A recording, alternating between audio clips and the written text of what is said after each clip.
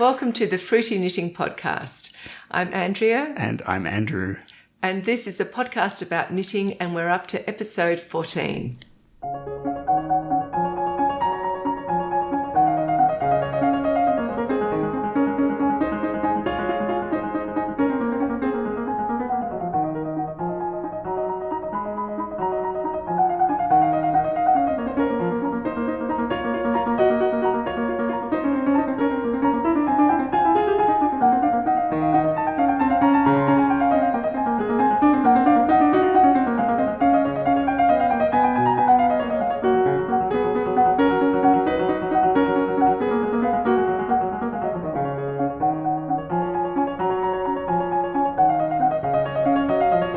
So today's program is going to feature Shetland, which is very timely because just as you're watching this episode, the wonderful Shetland Wool Week is happening.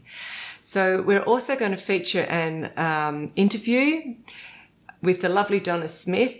And Donna is the designer of the iconic Baa-ble Hat, which you've probably all seen.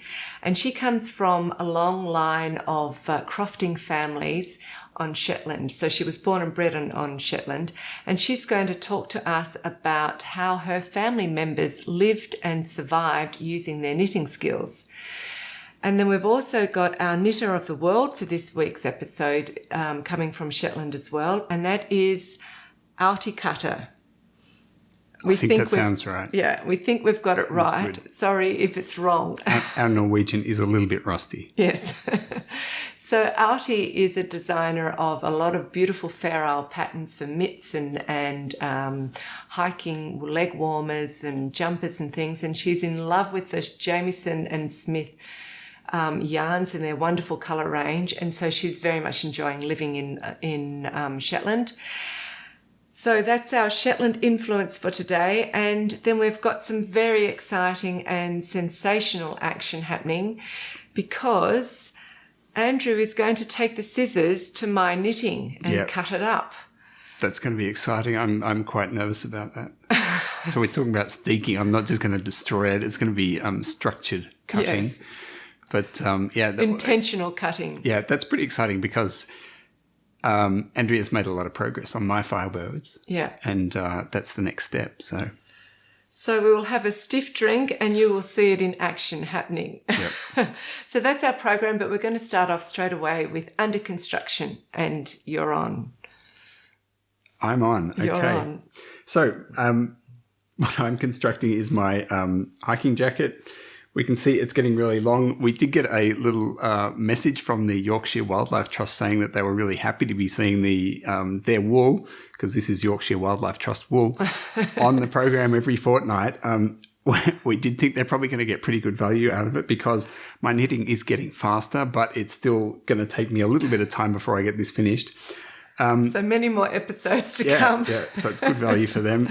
Yorkshire Wildlife Trust wool, I really like it. I'll hold it for you so you can talk about it. It's a fairly, what do you call it? It's got a bit of tooth in it. Yeah. It's got a bit of tooth in it. I'm making it as a jacket, and I think it's really good for that. This is the Rowan hemp tweed. Rowan hemp tweed, which we're using as the contrast here. Underneath, yeah. So it's coming along really well. I'm pleased with the progress. This is where we've done the arm shaping. So under the guidance of Andrea, the head designer at Fruity Knitting, I've brought this in. So this is coming in. What are the shoulders called that I'm doing? This is the armhole shaping. Yeah, what sort of sleeves is it? I get them. Set-in sleeves. Set-in sleeves. Okay. Yeah. So a bit of a curve like that. So what I did was cast off 3 stitches on the first row, and then 3 on the way back, and then 2 and 2 and 2 and 2. Yeah. And then I just knitted 2 together every 3 times. Row. Every alternate row. Yeah. And now I'm just knitting straight up. So it's back to being really easy. I'm keeping track of how many things I do because we have done measurements. But it's coming along. That's really exciting. It's a little bit shorter and my knitting's getting faster, so that's all really cool. It's getting faster because the rows are shorter. Yeah, I can see. No, my knitting's getting better too. It is, yeah. I'm really exciting. I can see that I'm actually going to finish the back, and I'm thinking the back is it's a big bit. So we have a big party when the back is finished. Yeah, I might put it up as a finished object. Knitted my first back. finished object. Yeah, so it that's is that. actually, it's all right, it won't fall off. Right. Yeah, so where are we? It's literally about up to here on you. So you really haven't got far to go. Yep. That's exciting. It is. We just measured across the width across his chest and then the width from the shoulder points, and we subtracted the difference and found out that it was 6 centimetres, so we divided that by 2. That means we had to decrease 3 centimetres on each side here, and so with my gauge I figured it out.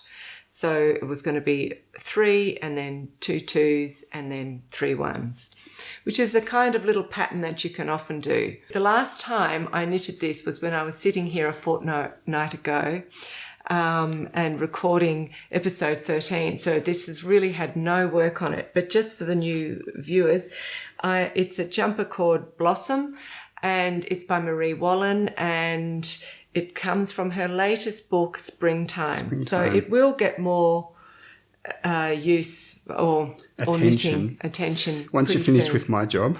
Exactly. So it's just got intarsia rosebuds right around the bottom of the jumper, and it's going to have them around the sleeve. It'll have some fair isle around the yoke, and then some major intarsia roses up here. But it's beautiful colours. And we're on to the Firebirds. I'll just explain to you a little bit what I've done. This is it here. It's really like a huge big pillowcase. Yeah. And this is the one thing is that I can't try it on. You can't try it on. It is quite scary but exciting when you knit a jumper with Steeks in it, because you really have a sense of it being all bound up, and then when you cut it open, it's so freeing, because then you can finally put it on and then hope to God it fits you. So I think it will. So what I did last time, since you saw me last time, I had just started the underarm steek, and so there it is there. And I knew when I was calculating this, because I'll just tell you for new viewers, this is the Firebird design pattern by Jade Starmore using the Hebridean 2-ply wool, which is Alice Starmore, her mother's yarn. And she designed it as a cardigan, and I've changed it to be a gentleman's jumper for Andrew.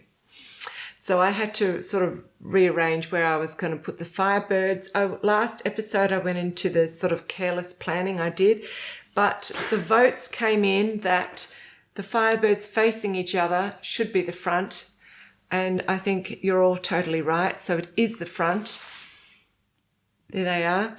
So I knew from my planning that it's going to be a drop shoulder, but reasonably narrow fitting, so not a really big oversized jumper. And you can see, perhaps you can see, that it's a little bit smaller down the bottom than it is at the top. So I've knitted it very slightly like this. That's just because Andrew has slimmer hips and he has shoulders, and it's like a tunic form, but I didn't want it to be all kind of baggy around his bum. So how I did that was just change the needle sizes up. So I started with a smaller size needle. Did you? Yeah. Oh, I didn't know that. Yeah, I said that 2 episodes ago. Right. I actually changed the needles about 3 times, and each time I changed them up a quarter size.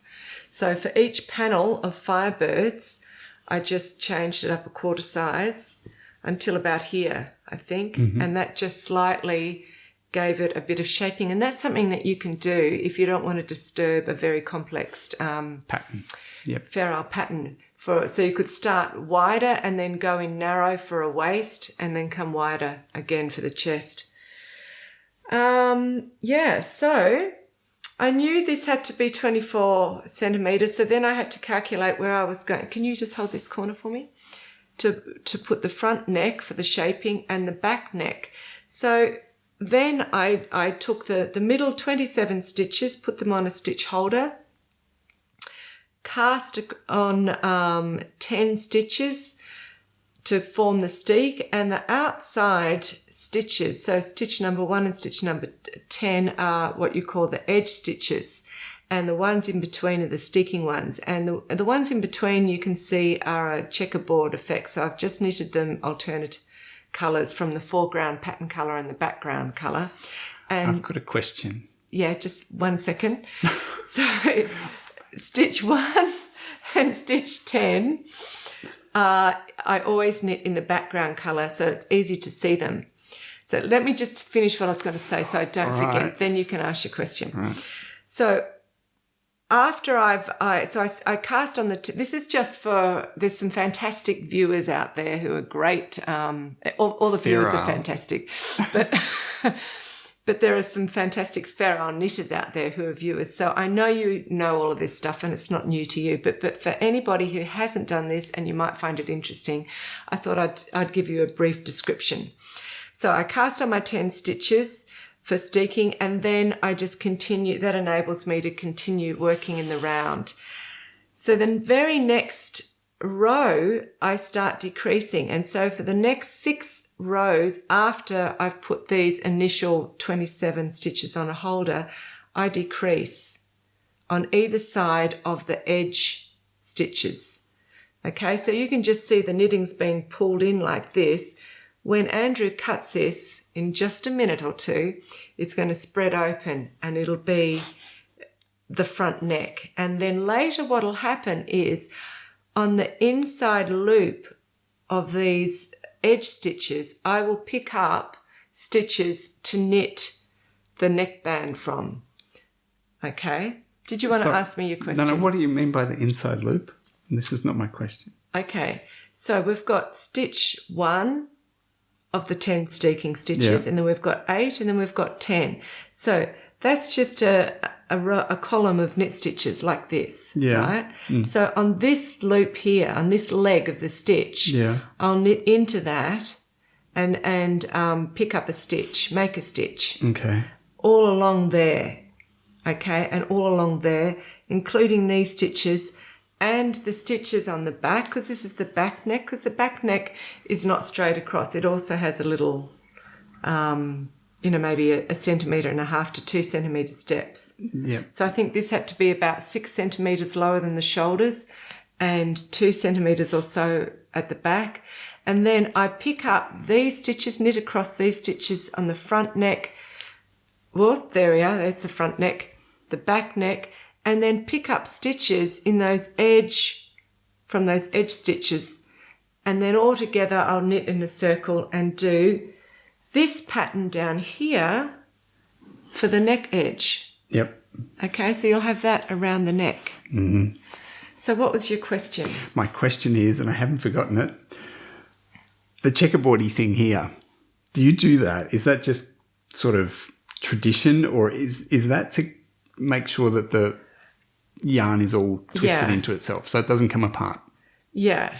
It's so, because this wool is so brilliant that we're going to cut it open, and I have done no reinforcement stitches. So often you can, you could get your sewing machine out and just sew up here and sew up there to make sure that the knitting isn't going to unravel this way. It doesn't like to unravel this way anyway. Knitting just likes to unravel this way.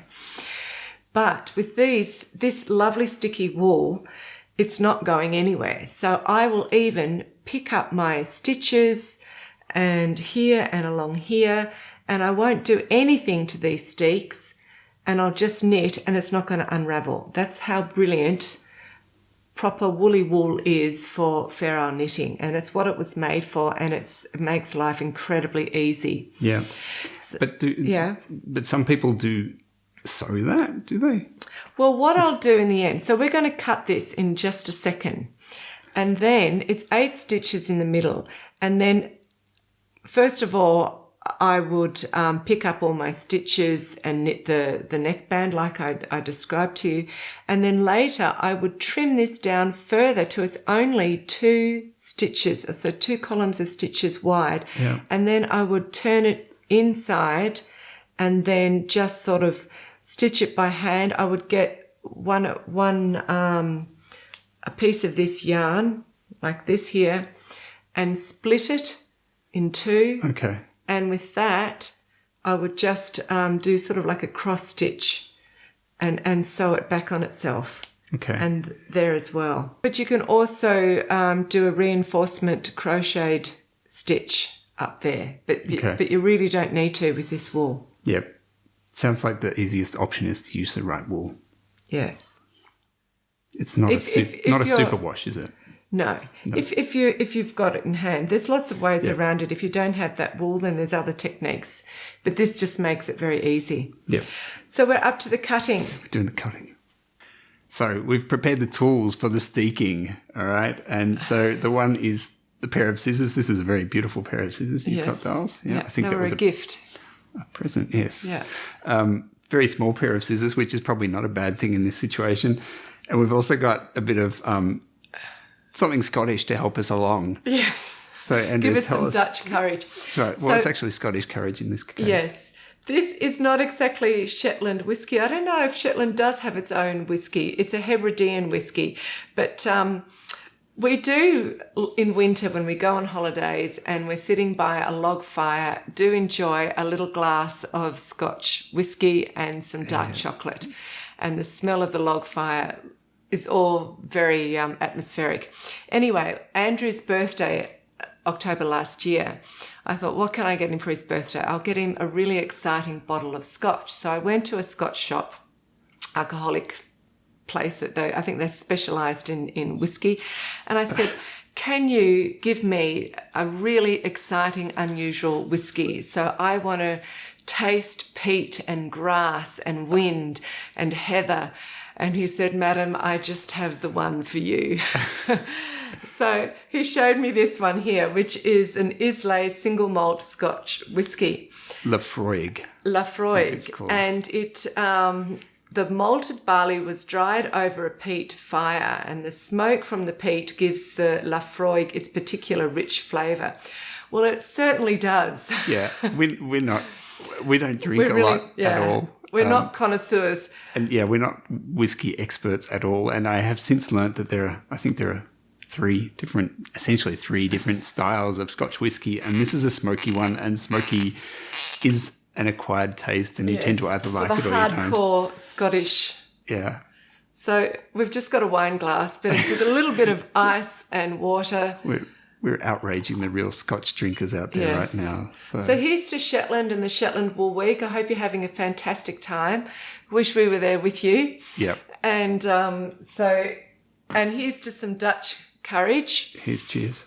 This is for me. This is for you. You have one, I'll have one, and then you can take the scissors to the Firebirds. Mm-hmm. So cheers, everybody.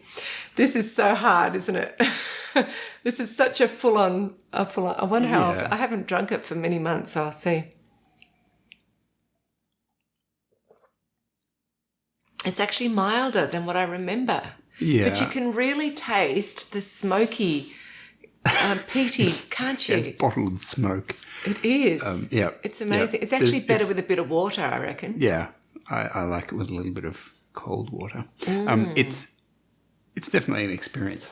I'm enjoying it way more. I remember last time we had it, I thought, it away. Oh my God, what a waste.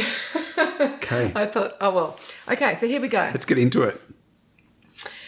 I've given him instructions, cutting instructions. So we're going to cut, I think, do I have my hand like this? Is the best. We'll try to give you the best view of this. I'm putting my hand behind, so if anything goes wrong, he cuts my hand and not the other side of his jumper. This is live. There is no going back. What we're going to do is cut between stitch 5 and 6. Would that be right? No. 1, 2, 3, 4, 5. Yeah, 5 and 6. Yep, right. Here I go. You say left or right, and I'll try to figure out what you mean. Just in here. Start there. Yeah. Here we go. Snip. My scissors working? Yeah. Oh, yeah. That's all right. Just keep going straight up. Going. Oh, here we go. That's it. I don't know that you're right underneath, though. That's it. It's hard to tell. Yeah. After that Scotch. The straight lines don't look so straight anymore. Oh. Well done. So this is up the front neck. That's the front neck, Steek. Oh, it's struggling a little, actually. On that. Yay. Hang on, just cut it a bit more.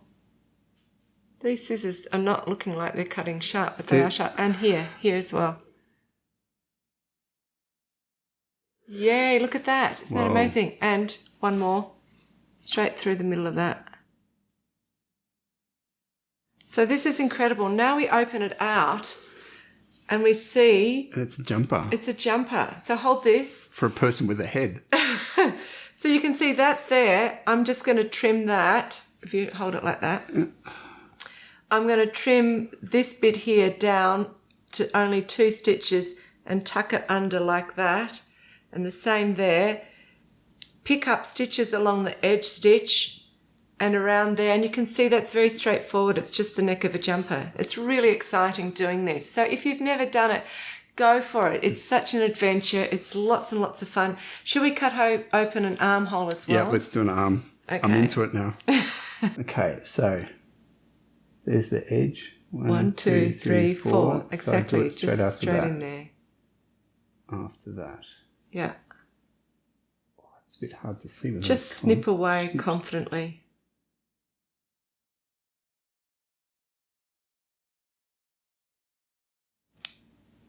It's good. I just want to make sure my hand is behind it. So it's my hand that gets cut and not the... That's a sad thing. You don't want to be cut. It's like when you're sewing and you're cutting your material pieces out. If you don't look right, you start cutting into other parts of your... Another layer. That wouldn't be a good thing. I've done that before. It's terribly sad. That's it. Yay! So now you can stick your head... Yeah. Yeah, careful. Don't go cutting without my hand behind. Right. Okay. So You're back. Do you want to try it on? Yep. It's a bit of a stressful business, even though I've just said that the wool doesn't do anything. So you have to try it on carefully, not too roughly. Here we go. I think this is going to be a success. This is very exciting. You are seeing this live. So it's going to be a drop shoulder, and that's going to drop down just nicely here. This here is the steeking edge, which will be curled or, sewn back. And like I said, along the edge stitches, I'll be picking up the stitches for the arm and then knitting down that way. So that's what I'll do next, actually. Either that or the neckband, I'm not sure. But you can see that's going to fit nicely there. All the calculations have worked, dolls. Bravo. That's exciting. Well done. It's pretty tough that you can't actually try it on until... And this looks good. It's cut. Well, look, it is, but actually, if you're doing a drop shoulder jumper, they're pretty standard. Measurements are pretty standard. It's hard to go wrong. It's just that I haven't changed a cardigan into a jumper before, so this is the first time I have, and I always like to make it just right for you so that you're completely comfortable wearing it. Yep. Success, folks. Cool. I think it's time to polish it off. Polish it off. We've earned it. Cheers. Cheers. So, good luck with your steeking.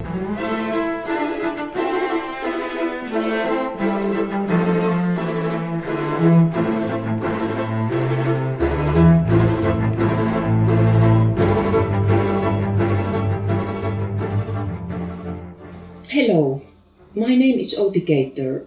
I come originally from Finland, which I left 25 years ago with my Dutch husband. We moved first to Ireland, and now for the past 13 years we have lived in Shetland.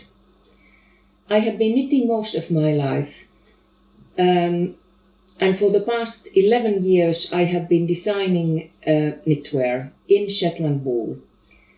I think it was really Shetland Wool which inspired me to start to design knitwear. I had never knitted with Shetland Wool before, and I just fell in love with the quality of the wool and the incredible choice of colors that there is in it. You can buy in Shetland something like 80 to 100 different shades of Shetland wool.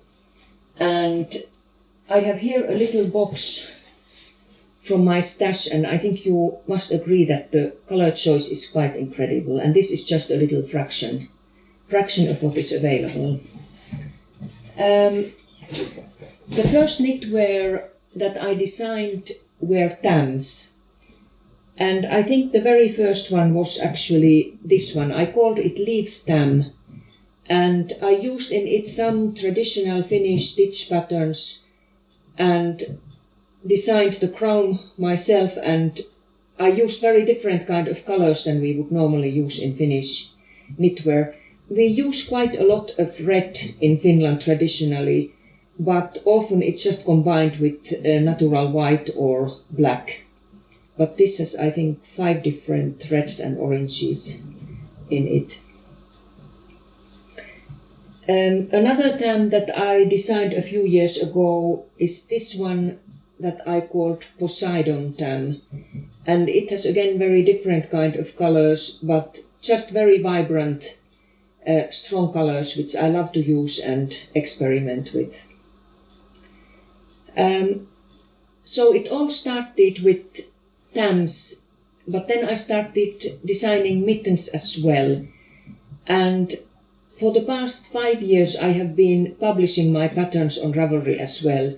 And I think that has been really very encouraging. It has kept me going when I don't just knit and design and keep them myself, but I can show the others what I have done and give them an opportunity to knit them as well. I often in my mitten designs as well, I use just a few colors in each item. And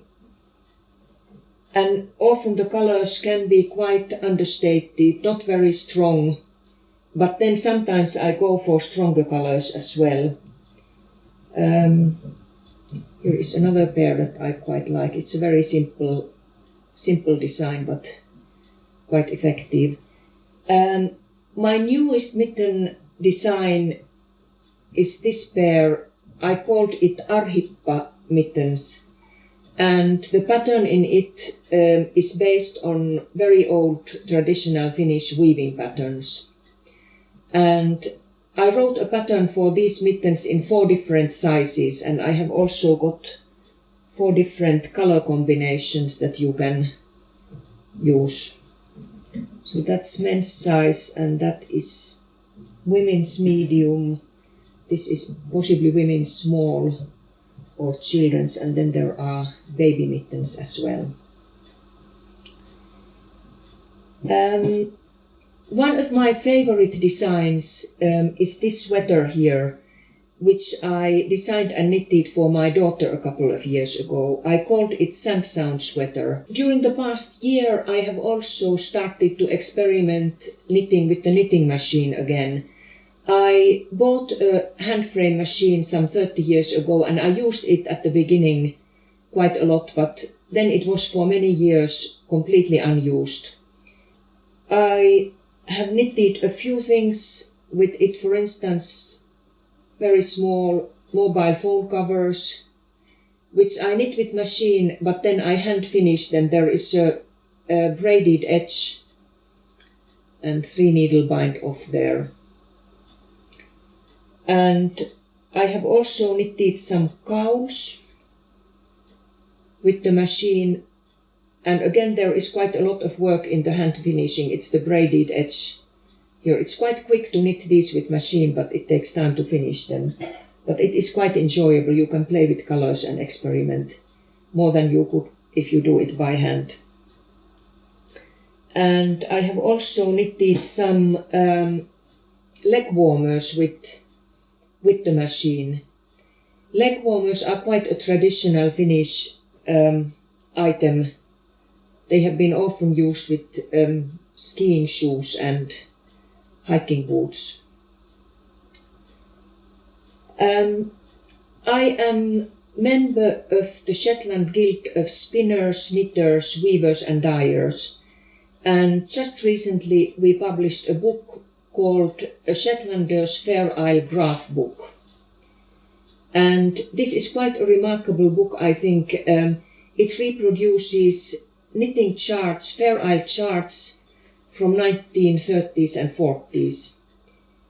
And there are not many books like this, I think, available at all, because often in Shetland the Fair Isle charts, they were written down just with black and white, and the knitters blended the colors as they went.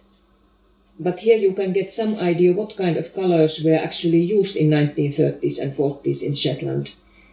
There are no patterns for anything like sweaters or anything else in this book, But there are a lot of charts, and the Guild really hopes that this is going to be an inspiration for knitters all over the world, maybe, to start experimenting with Fair Isle.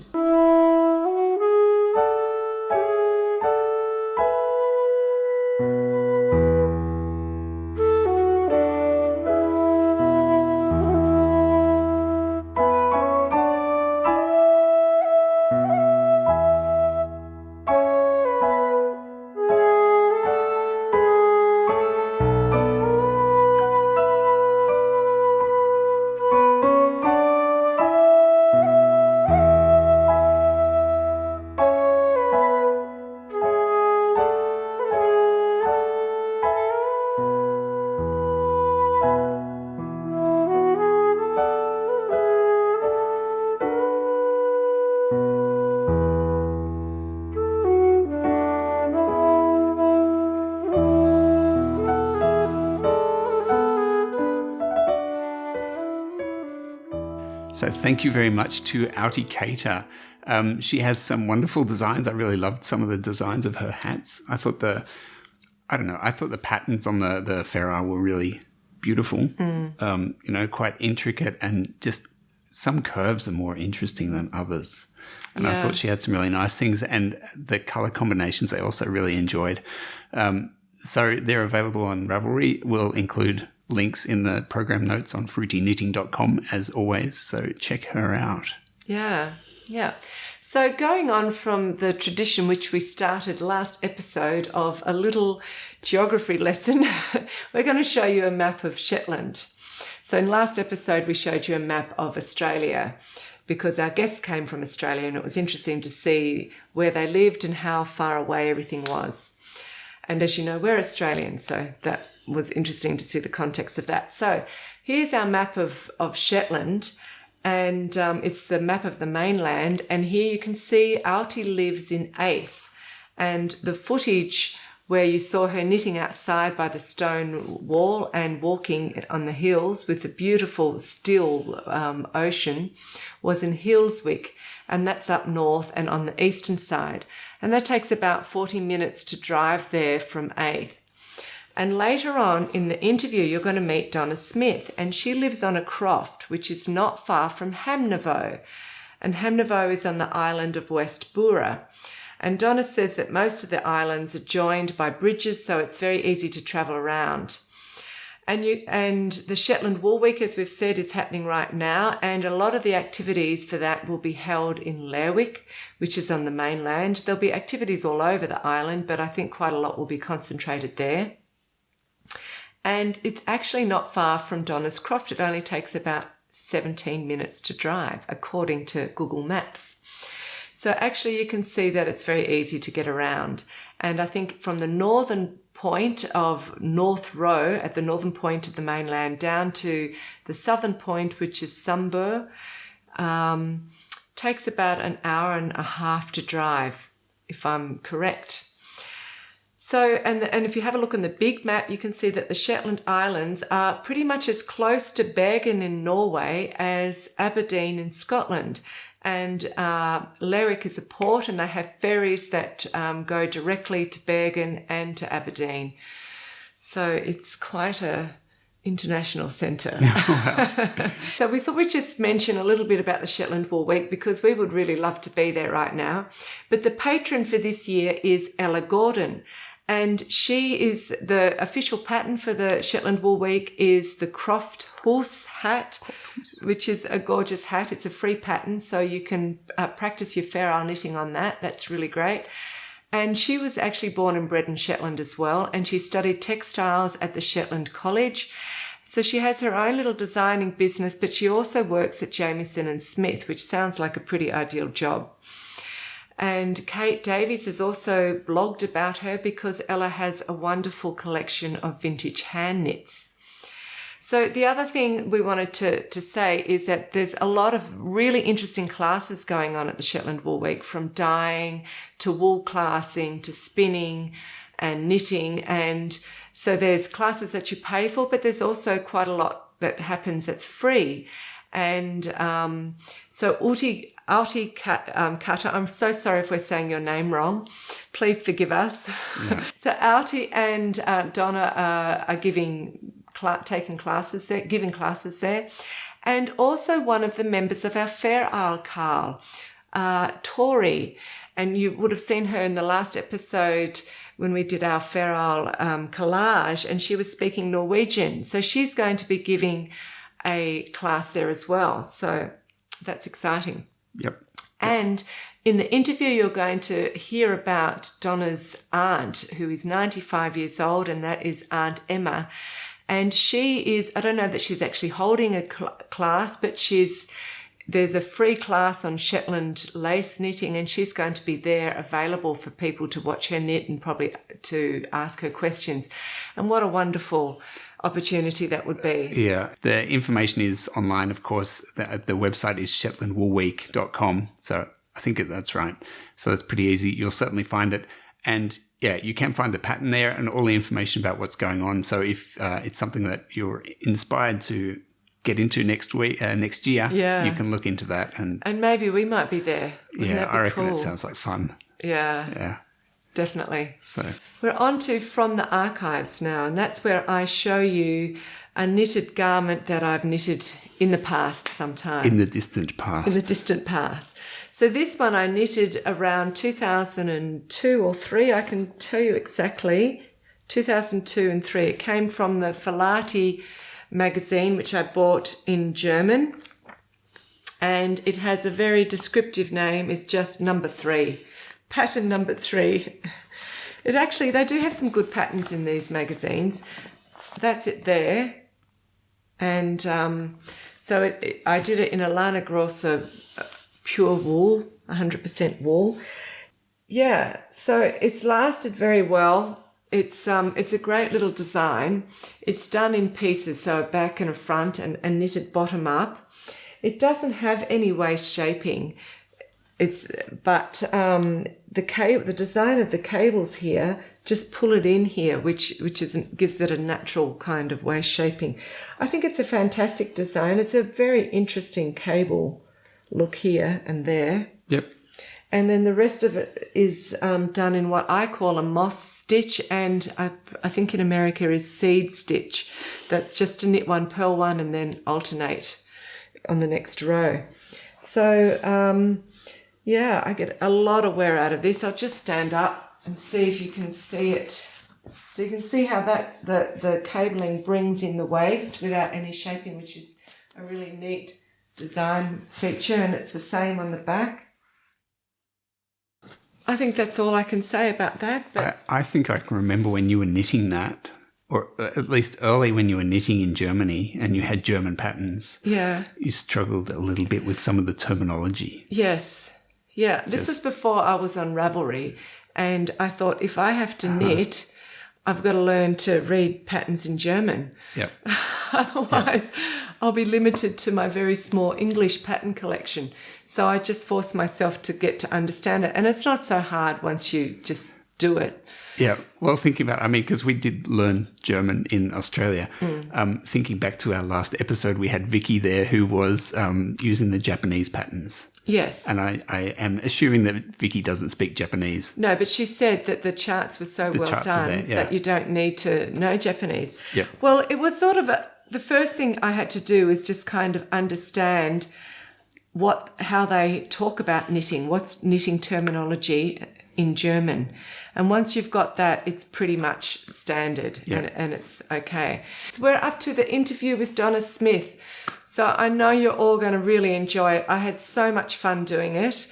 Donna is such a lovely lady. She's one of these people that you meet her or you talk to her and you think, I want to hang out with you even more. She's really down to earth, really lovely. You'll see a picture towards the end of her knitting outside in her croft, on her croft, not in her croft. And there's a sheepdog, a collie sheepdog, who's just lying beside her. And she told me that this sheepdog is very timid and the sheep actually chase the sheepdog. The dog around. To be fair, he looks like he's hit retirement age to me. Maybe he is. Because I just noticed he stands with his paws apart, or he sits there with his paws apart, and it just looks like an older dog. Maybe he is. Yeah. Anyway, enjoy this interview. It's lovely. I had so much fun. It was such a privilege to be able to do it, and I'm sure you're going to enjoy it.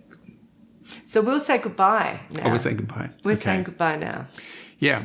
Well, thank you very much for spending your time with us. We really appreciate that. We don't take that for granted at all. We do ask, if you are a subscribing person, then please subscribe to our channel. We would really appreciate that. And if you can spread the word about Fruity Knitting to your friends, your knitting groups, whatever, Community, that's also great. The more people watch, the more sense it makes for us to make these shows. Yeah. So, So thank you very much. Enjoy the interview. And we'll see you for the next episode. In 2 weeks. Bye.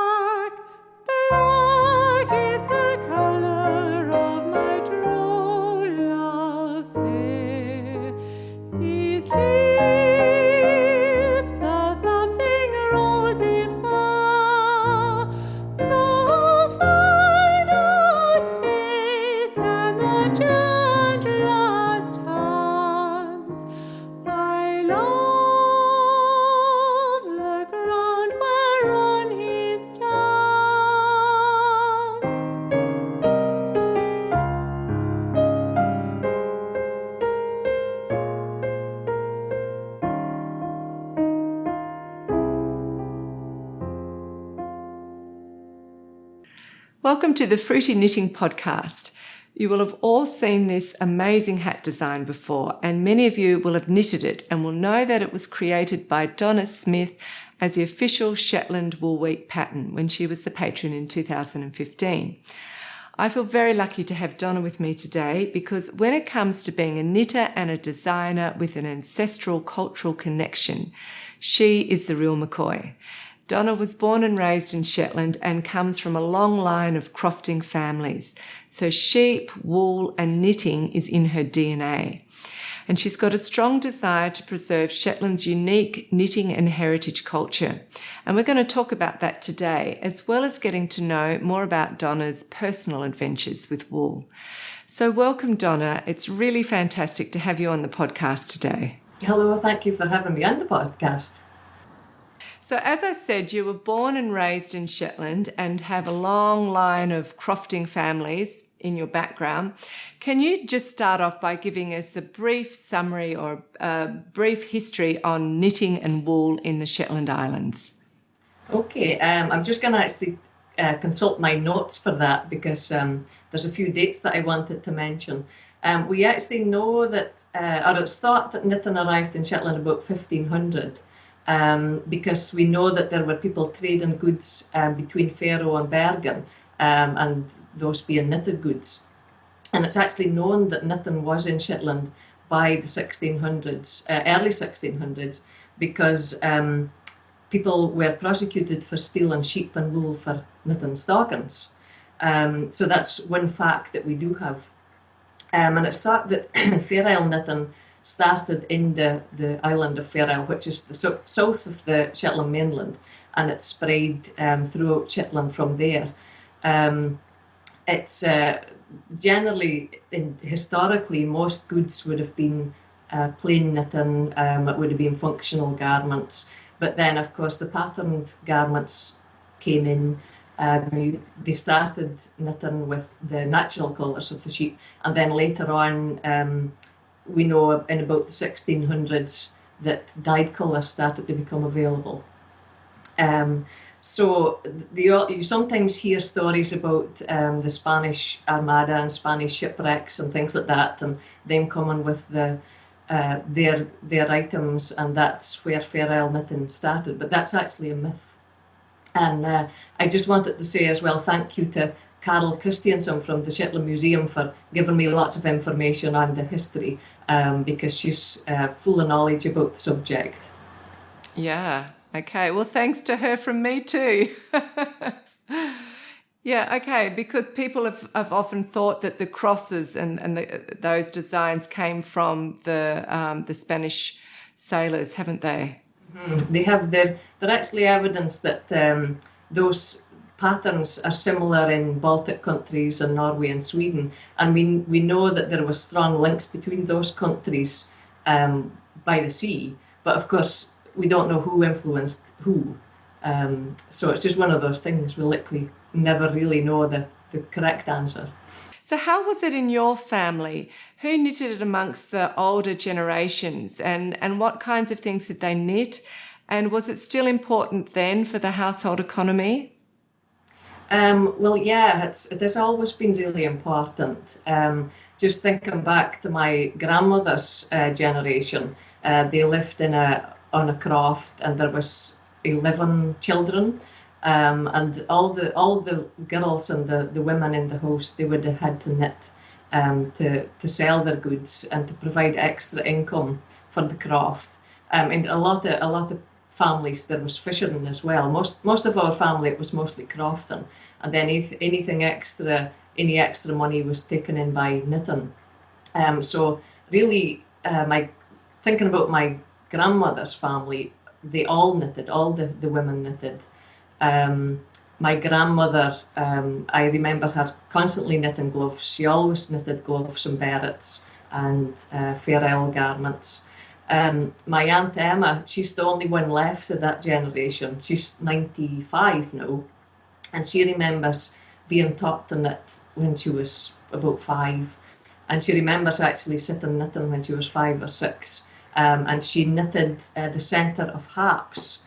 And you probably all have seen a hap, but this is the type of thing she would have knitted. This is a very functional hap. And her mother would have done the lacy edges and borders, and then she would have picked up the centre and done the garter stitch centre.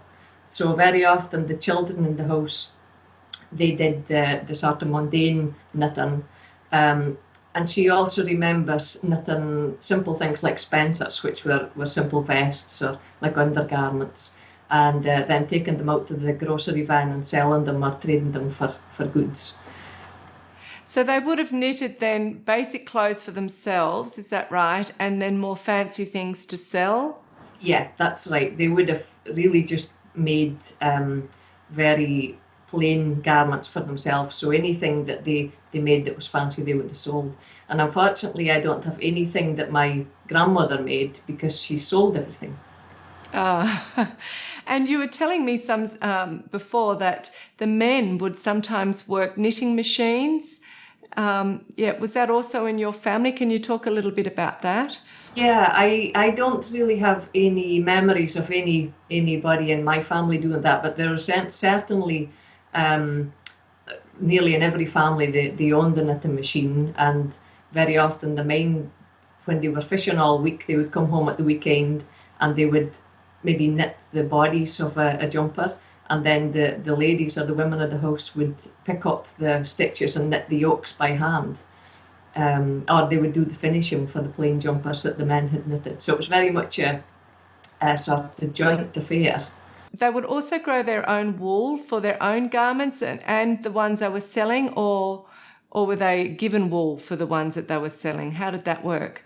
I think it was a mixture of both. Certainly my dad's mother, it's actually the craft that I live on now, and it's we still have sheep on the same craft. But what she used to do was she used to send away their clip, and then it would come back. They would send it to the mainland, and it would come back spun and dyed. Very often they didn't know what colours were coming; they just had to accept whatever.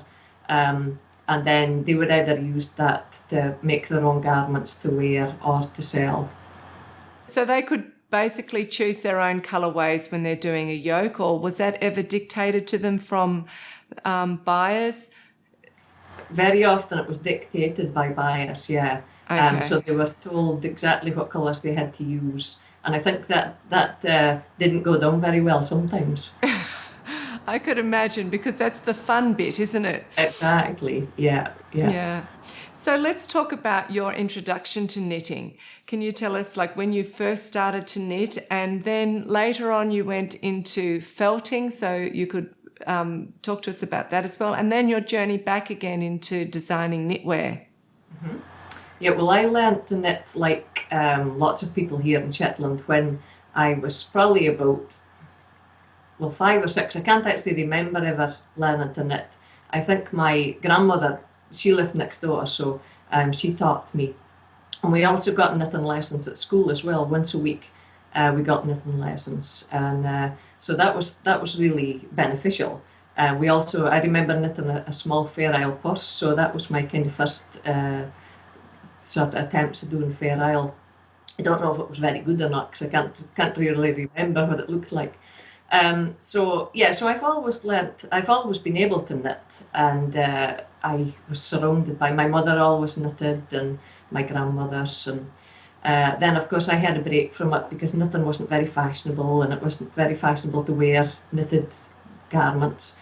And I trained as a marine biologist, so I worked as a lecturer at college for several years.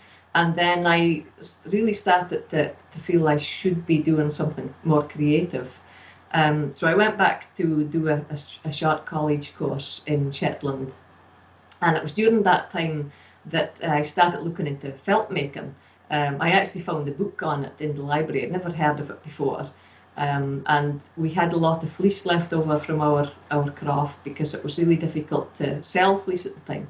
So I started looking at felt making, and I then started making felt scarves and felt bags and purses. And of course it was very labour intensive because I was doing everything from washing it to carding it to felting it.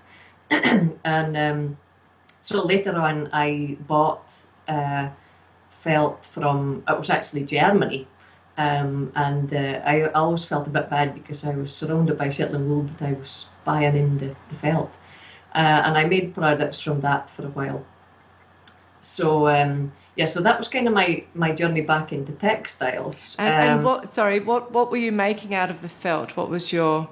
I was making bags and brooches. That was sort of the two main things that I made out of that felt. And I used to sell it commercially. I had a share in a shop in Lerwick, so I sold it through the shop, and also went away to trade shows on the mainland and sold it to companies on the mainland.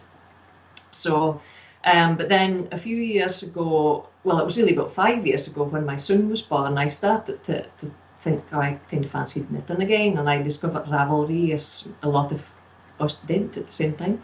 And about a year later, when he was about 1, then one of my friends said she was going to be doing a Fair Isle knitting night class. Did I fancy coming? So I thought, yeah, that sounds great. So I went, and that was it. So I was totally hooked on knitting, and it's just really taken off since then. I can't put it down. So tell me, you did a bit of Fair Isle at school. Was that at primary school? It was, yeah. Yeah, we had knitting lessons from, I suppose we were maybe about 7 till we were about 10 or 11. Well, that's amazing, and that should serve as good encouragement to people who find Fair Isle too difficult, because that's great that you guys were learning it in primary school. Yeah. So when you came back again to your night class, it was probably just a matter of remembering it. Was that right? It was, yeah, more or less. They always say it's like riding a bike. Of course, there was lots of tips and things like that I picked up along the way, but that's just how the whole learning process goes. You're always learning something. And you're wearing a knitting belt, which I'm completely fascinated with. And so you're obviously knit the traditional Shetland way. Yeah. Would you give us a demonstration and just explain how you do it? And because I'm sure the viewers would be just as fascinated as I am. Yeah, okay. So this is the traditional Shetland knitting belt. It's a horsehair stuffed leather pad with holes in it. I don't know if I come a little bit closer, you might see it a bit better. Yes. So it's got holes in it for holding the working needle, as we would call them. And then you just tie it around your waist. Well, it's strapped around the waist. The position of it depends on the person or whether, the length of your needles. And this is something that Shetlanders have used for centuries, haven't they? That's right, yeah. They used to use, instead of this leather version, they used to use bundles of feathers wrapped together with ribbons, and then they would put it like a sheath. They would put it into the waistband of their trousers or into a belt, and then the needle would go on the top.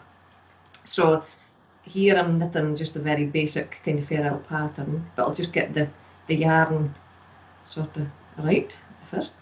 And you can see here that we do most things on just 3 needles. So we tend to work flat end around when we're doing ferrule. So if you're doing a larger garment or a cardigan, you would have a back and a front. So when you're using the belt, I might come a bit closer. That'd be better. Yes, that's good. You insert the working needle into a hole and it anchors it. So it's basically just sitting like that. And then I'm in a bit of a...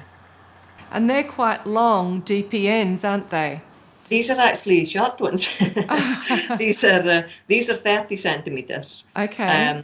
But you can get the 40 ones is the ones that we would tend to work with. Okay. For a jumper. For a jumper, yeah. And you would basically just bunch all the needles, the stitches onto the needles. Like that. So these are slightly shorter ones just because I'm making a smaller garment. If I was working with longer needles, I would probably have the belt slightly further down. So the needle goes in there, and then I just pick up the yarn like that. And I use, there are different ways of doing it in Shetland, but I tend to use 2 hands. So I knit with get the right pattern. What am I doing? Oh yeah. Okay, so the background colour is always in my right hand and the foreground colour is always in my left hand. So I just pick it. And you're doing what I would call flicking with the right hand. Yeah, and that's the beauty of the belt, is that leaves your hand free. You don't actually have to hold on to the needle. Because it's there, so you can just use that small action, and it really increases the speed. So of course that would have been really important for the women that were knitting for money. They needed to be able to knit as fast as they could. So and this was a method of being able to almost like walk around as well. We have photos in the museum of ladies knitting while they were carrying like what we call kishies, like baskets of peat on their backs, so they could, do their extra work and go walking, and they never had to stop knitting. Wow. So, yeah. So we think it's a very romantic way of life, but it was very hard. I'm sure. They would have, everything they did, that would have to be efficient and have to make money. There was exactly. Yeah. So there we go. That's great. And I can see also that the weight of the knitting is really on that stable needle, isn't it? It's held on the belt. Yeah. So I can start to go and do something else, and it's really it's doing a lot of work, the belt.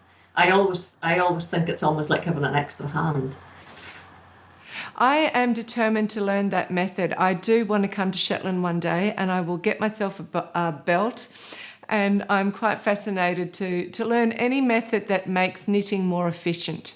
Definitely, yeah. I have used the circular needle, but I find it's much slower. I knitted my first jumper when I was 10, I think, and I remember using circular needle, and I obviously knew how to do it then, but I can't. I just find it's far too slow, and it's sort of, you get a bit more tension in your shoulders. This way, your shoulders are quite relaxed. Yes. Because you're not having to hold anything up. Yes. And it's very interesting when you think how something has developed. Like you said, it was developed for efficiency. you know, and also women were working with their arms and their hands all day long, weren't they? Yeah. So they couldn't really afford to be doing something that was using too much muscle movement that wasn't necessary. That's right. Yeah, so that's very interesting. Well, thank you very much for showing us that. Okay, you're welcome. And you're wearing a lovely Fair Isle vest too, aren't you? Is that Yeah. one that you've knitted? It is, yeah. I designed it last year when I was patron of Shetland Wool Week, and I thought I needed something to wear because I tend not to wear much Fair Isle. I find it's quite hot, so I thought I would need something that was with short sleeves. So yeah, so it's actually inspired by colours that you find under rocks by lichens. Okay. I want to first of all, before we talk about the Shetland Wool Week, go back to your latest design that's been published in Kate Davies' book of haps. Yeah. It's a very beautiful hat design. It actually is my favourite. I find it incredibly elegant, and it's on my list to knit. Right. So please tell us about the inspiration for it. I'll put down my knitting because it's all getting a bit tangled. Yeah, so this is the hat here I've done in a different yarn. And the inspiration really came from my Aunt Emma, who I mentioned before, who's 95. And she's really the latest knitter of the family. Most of the other members of my family have been mostly doing Fair Isle and things like that. So she has knitted scarves and haps for really all her life. So I thought, well, she has to be the inspiration for it because the brief was to design something which was inspired by haps, and it had to be wearable as well. And I showed you a hap earlier, but this is the kind of thing this is one that Aunt Emma knitted. So you can see how sort of extremely gorgeous it is. Yeah. And in Shetland, the traditional method of knitting them is to start at the outside. So you start with this long strip of lace, and then you pick up the borders and you knit in the way, and then you finish off by knitting the centre. So that's the traditional method. So must have been about a year ago, I went to visit her to see if she could tell me about how she knits haps, because she never writes anything down like most Shetland women. So nothing's written down, so we don't have any patterns or whatever. So it's all in her head. So I went along her and she showed me, see if I can find it. Yeah, she showed me how to do the aging, the brand iron aging. But of course she couldn't remember really how to write it down, so she just started knitting. So this was basically my instructions. So I then had to go back and try and read it. And read it. So of course I thought, well, that has to be inspiration for the hap. So this is the aging on the Holland hap, this brand iron aging. And then she uses a lot of the tree in her designs. So if you can see on this hap here, you can see the trees at the bottom below the zigzag. Yes. And it's a pattern that I really love, just because it's very straight lines, and I really like it, and it's easy to knit as well. So that was basically the two ideas, the things I wanted to incorporate in the shawl. And I called it the Holland hap after the croft where she grew up and where the family grew up. It's beautiful. And what is the yarn that is best suited for it? Well, really any lace weight. I actually made it in the Jamieson and Smith. I think it's Supreme. I don't know. Yes. I can't actually remember. I think it's Supreme. But I'm actually making another one in fingering weight. So I mean, I really think you could do it in any weight, and it'll just come a bit bigger. How wonderful it was for you to be able to go directly to the living source and get these ideas. I know, it's amazing. You'll have to try to get these patterns from her head written I down. know. I was saying I wish I could plug her in like a computer. Yes. That's a great description. Yeah. So you were the patron of the Shetland Wool Week in 2015, and your wonderful Baa-ble Hat has been knitted thousands of times by people all over the world. How was that experience for you? It's really been an amazing experience, actually quite bizarre as well. When I was first asked to design a hat, I had all these plans, and really the hat started off as a Christmas bauble. So it started off life as a Christmas bauble. Mm-hmm. And I designed that for a Shetland Wool book. We're having a competition. So I thought, well, I'll knit a bauble, but I don't want it to be traditional, stars and red and white or whatever. So I'll do something Shetlandy. So of course sheep, they're everywhere, and the Shetland colours. And then they asked me to do a large one, which was about that size. So I did that, and I changed the pattern a little bit of the sheep. And then they came and said, do you think you could make that into a hat? So I was like, well, yeah, but I think I could probably do something a bit better, because I can't really see anybody wanting to make a hat with a symbol on it. So it just shows you never trust your first instincts. But that's often how great things just become born, don't they? You do something and somebody else recognises it, the potential in it, and often the creative things it's That's right. So this is the original. That's the very first one that was ever made. Yes. And what's particularly great is that you've got all different shapes of sheep there. They're not all uniform, that you've got some directly on, looking straight ahead, and some are on the side, and some are bigger, some are smaller. Mm-hmm. So it's a great pattern. Before we finish, let's just talk again about the Shetlanders and what's happening now to help preserve the knitting culture amongst the younger generation, because that's still very important to Shetlanders, isn't it? Yeah, because knitting really, it has been in danger of dying out, because of course in the 60s and 70s knitting became less fashionable, and also there's a large oil refinery here. So when that came, then of course there was lots of new jobs, and people then could get a real job. So there's a lot of people that didn't knit for a while, so it was in real danger of dying out. But it is becoming a lot more popular now, and unfortunately the funding for knitting in schools was cut probably about 6 or 7 years ago. But now there's a scheme called Piri Makers. Piri in Shetland dialect is little, and makers is knitters, so little knitters. There's a scheme that has been started last year to set up groups in schools, and there's volunteers that go into schools and teach them how to knit. And there's some amazing work that's coming out of the schools. I go to one in the school that I work at. I work as a science technician in high school, and the girls there are doing amazing things. They're doing a lot of Fair Isle. And so it's certainly looking up, I think. That's great. Is this an organisation that anybody could donate to if they were interested? Is that how it runs? It is, yeah. I don't actually have the details, but if you Google Piri Makers, then you would find the details of the scheme. When you learn when you're a child, you never really forget, I think. That's right, yeah. And it's very important to encourage the traditional methods as well. Yes. Because otherwise that's going to get lost as well, because as I said, very little has been written down in the past. Yeah. Let's just finish off with a question of what's in your immediate future. Is there anything exciting or some new designs that you'll be able to share with us soon? Yeah, I am really concentrating at the moment on pattern design and things related to that. My son has just started school, so of course I have a little bit more time.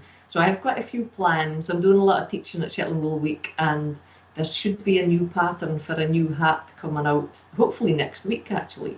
So my head is really full of ideas, and it's just finding the time to get it all knitted. Yes. Okay, well, thank you so much. It's been wonderful to talk to you. There's so much that's interesting, and I love the jumper to your right. Is that something also that you've knitted? No, I actually got that from a charity shop. Okay. We've got good charity shops here in Shetland. And I just thought it was quite a strong pattern that would look nice in the background. It is lovely. And is that a typical pattern that would have been knitted during the times when people were knitting to sell? Yeah. I mean, very, very often everybody's patterns were unique to them. But the sort of, if you can see the stripes, that's very traditional Shetland. Yes. And it's using natural colours as well. Beautiful. Well, thank you so much for being on the podcast. It was a real pleasure and privilege to have you here. Thank you for having me. So we'll say goodbye now to the viewers. Okay, bye. I love my love and all he knows. I love the grass whereon he goes. If he on earth no more I did see, my life would quickly fade from me.